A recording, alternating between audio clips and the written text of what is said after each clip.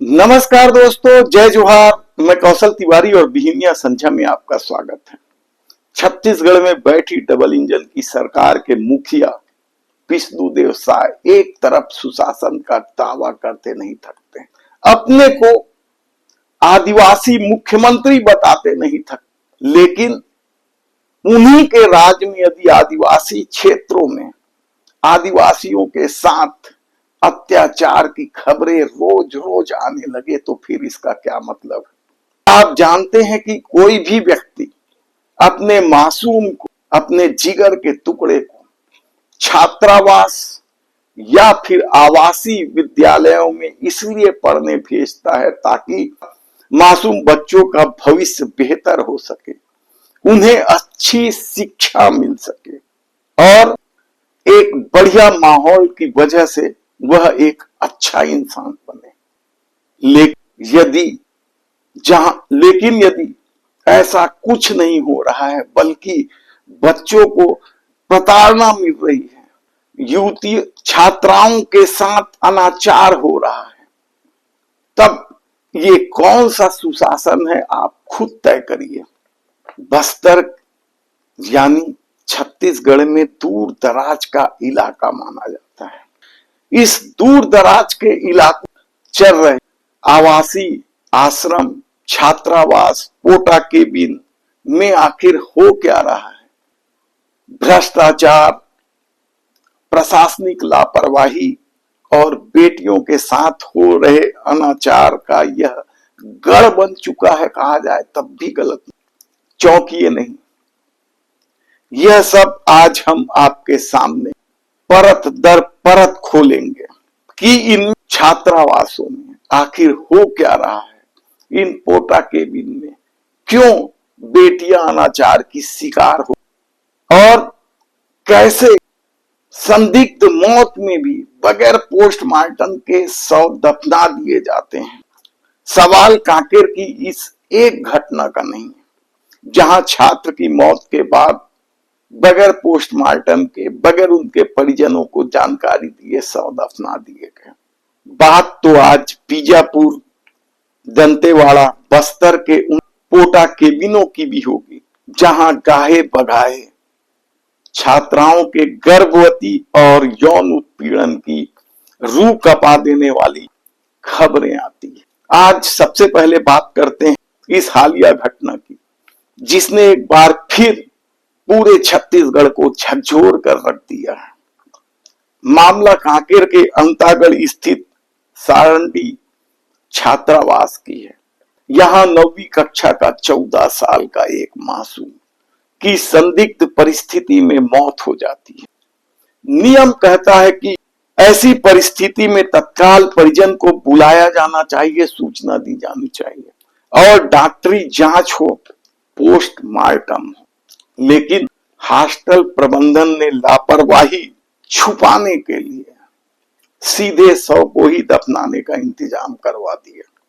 जब परिजनों ने एतराज जताया और विरोध प्रदर्शन किया, तब कहीं जाकर प्रशासन नींद से जागा और परिजनों के आवेदन लेने के बाद एसडीएम ने पोस्टमार्टम का आदेश दिया। शव कब्र से निकाले गए।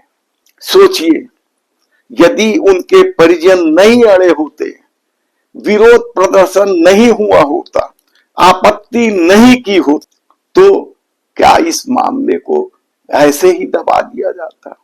और कितने ही मामले क्या ऐसे ही दबा दिए गए? क्या इसको लेकर कोई बड़ी जांच टीम नहीं होनी चाहिए?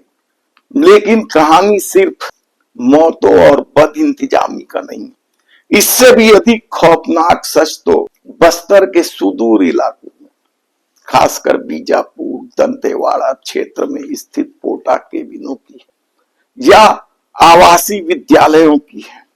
पोटा केबिन नक्सली इलाकों के बच्चों को शिक्षा देने के लिए बनाए गए हैं, लेकिन इन पोटा केबिनों से गाहे बगाहे आए दिन बच्चियों के अनाचार की खबरें आती हैं, गर्भवती होने की खबर आती है और हर बार ऐसी खबरों के बाद प्रशासन दावा करता है कि अब कभी नहीं होगा, इस मामले में किसी भी दोषी को बख्शे नहीं जाएंगे। और ऐसी शर्मनाक घटनाएं लगातार होते रहती है। और ज्यादातर इस तरह की घटनाओं की यदि आप रिपोर्ट देखें, गर्भवती या अनाचार की या इस तरह संदिग्ध परिस्थितियों में मौत की, तो उसका एक बड़ा कारण प्रबंधन को ही माना जाता है। ज्यादातर मामले में तो सांठ गांठ की खबरें आते रही है, जिस पर आश्रम या इन आवासीय विद्यालयों के प्रबंधन की जिम्मेदारी, इन बच्चों को देखने की जिम्मेदारी है। वे सांठ गांठ करके यह खेल खेलते हैं। दूसरा, ये लोग जो बाहरी तत्व हैं, उनको भी अपने इन छात्रावासों में शाम को बिठाते हैं।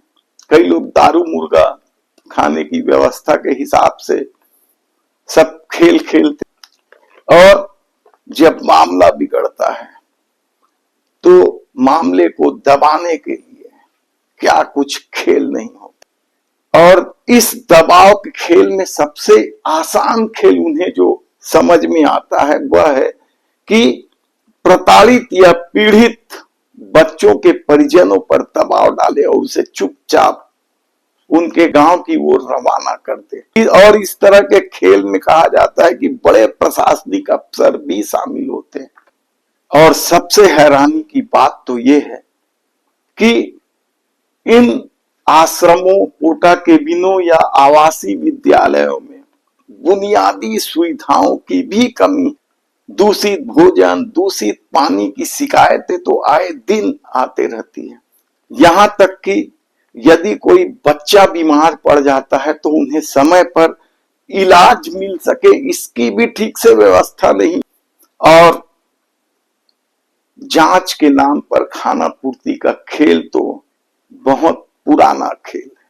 प्रशासनिक अफसरों को चाहिए, जिला प्रशासन को चाहिए कि वे ऐसे हॉस्टल में औचक निरीक्षण करें। लेकिन कहा जाता है कि कलेक्टर तो अपनी कुर्सी पर बैठने में ही मग्न रहते हैं और बाकी प्रशासनिक अधिकारी वसूलीबाजी, कमीशन खोरी के चक्कर में फंसे रहते हैं। तब प्रदेश में यदि आदिवासी मुख्यमंत्री हैं, आदिवासी हितैषी बताया जाता है, तब क्या बुनियादी सुविधाएं भी इन बच्चों को उपलब्ध नहीं कराया जा सकता?